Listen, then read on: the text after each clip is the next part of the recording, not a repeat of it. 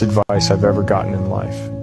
Open every door that you possibly can. The doors that close, let them close.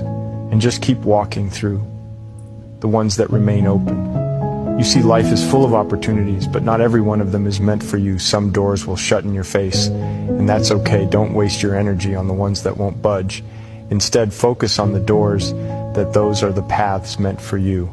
Life experiences teaches us that persistence and adaptability are key. When one door closes, it's not the end, it's just a sign to redirect your energy. Keep pushing, keep exploring, and keep moving forward. Success isn't about getting every opportunity. It's about making the most of the ones that are truly meant for you. So keep your head up, keep moving forward, and let the right doors lead you to your destiny. Oh, I didn't even say nothing. Hey, you guys. Thanks for tuning in, Coach KZ of Majestic Life Solutions.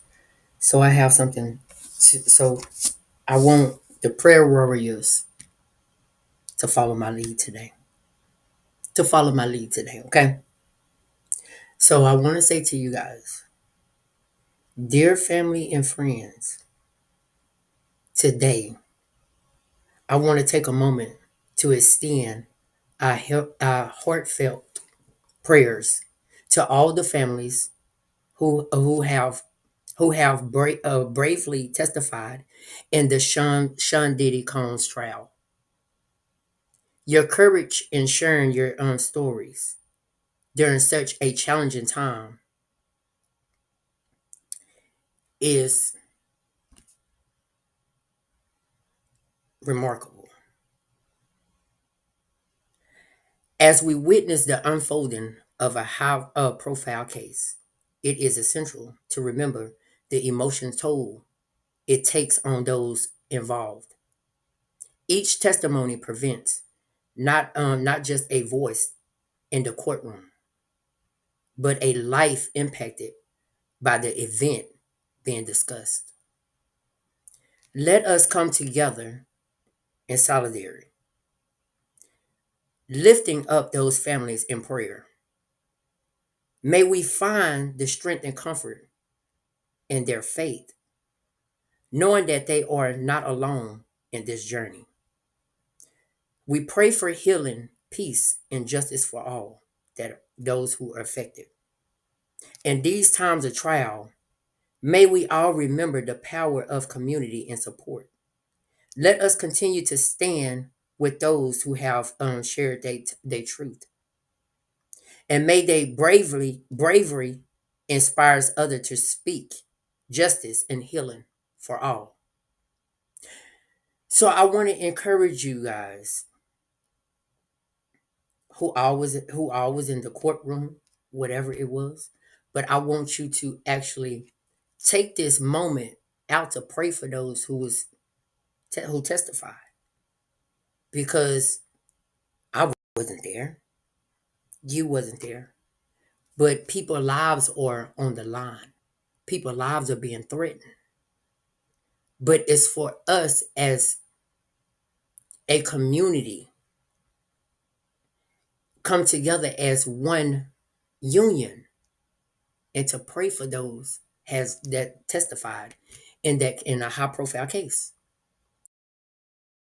Because at the end of the day,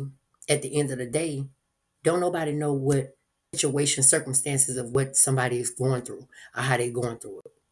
But if you know that prayer works, then uplift them guys and bring truth to whatever story it is. I don't even know the whole story. I've been trying to catch up on it. I don't follow people's lives or nothing like that, because I have my own life to tend to. I have my own stories. You understand what I'm saying? So you have to just put your feet in them people's shoes. It's an article that you can look up. Like, people are already threatening the people against and testified in this case. You understand what I'm saying? So if they done testified in this case, that means they threatened for their life. If people are sending threats to their way, do you understand? Like, this my thing on this board. when it comes to people have to testifying against somebody, and you have to throw threats at them, your actions, it's because of your actions. If people align their actions up, well, change their mindset and let God guide your way. And once you start understanding that God can guide your way, then foolish things wouldn't happen like this. It's foolish of how what people think that life's supposed to be. But I don't under this what I don't understand. How do you get so far in life, successful, becoming the person of power and authority and stuff like that, and the foolishness? We all have been a fool once upon a time in our life, but what time of the day is it going to take you to wake up and smell the coffee beans and say, you know what, I need to change my life for the better. I need to change my life for the better. I cannot just keep doing foolish stuff and think that I'm just going to keep getting away with it. You have to be the individual to say, you know what, it's time for me to wake up. It's time for me to wake up. But I don't this there's something that I wouldn't understand, because I'm not in, and I put my foot in both people's shoes, like the people that testifying and Diddy shoes. But it's a lesson. It's a warning, that it's a warning somewhere in the midst of all this, of all his storm. It was a warning sign for him to wake up, but he didn't take heed to it. He did not take heed. So if he did not take heed to what God was sending him, instead of listening to Satan, I'm just going to keep it 100. Instead of listening to Satan, then he wouldn't be in this predicament. Don't nobody want to be sitting in the courthouse. Don't nobody want to be sitting in the courthouse. Had to go through this. But when we tend to our foolish ways, we end up in destruction. That's when destruction comes. Because we all think that, okay, well, we can sneak and we can do this. We can sneak and do this, and won't nobody know. But when everything hit Front Street, when God started pulling out things that from your past, and things that you know that you still doing foolish stuff, what time of day you gonna wake up? Because any time of I'm just gonna say it like this, and I don't care who like it and who don't. The point when that video out of him and Cassie, when that video came out of him and Cassie, he should have changed his life then. Because ain't no way in hell that you have to come out with this much money to pay somebody and you still acting foolish. That should have been a wake-up call. Ain't that a wake-up call? They're supposed to open your eyes up to a new opportunity to change that chapter in your life. You're supposed to have changed that chapter in your life. Change is good. But a lot of people are stuck in the same cycle because they think it's best. But when God starts showing up and start doing things in your life and that you don't understand, and you know that you're walking in foolish. I'm gonna say walking in foolish because a lot of people walk in foolish. Because when you stand on solid ground and you go out the house, or you in the house, or you stand up on your 10 toes.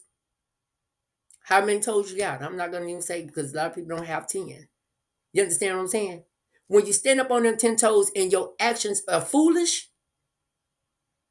and then God shows up to correct the foolish, those are lessons. At any time or point in your life, you can change.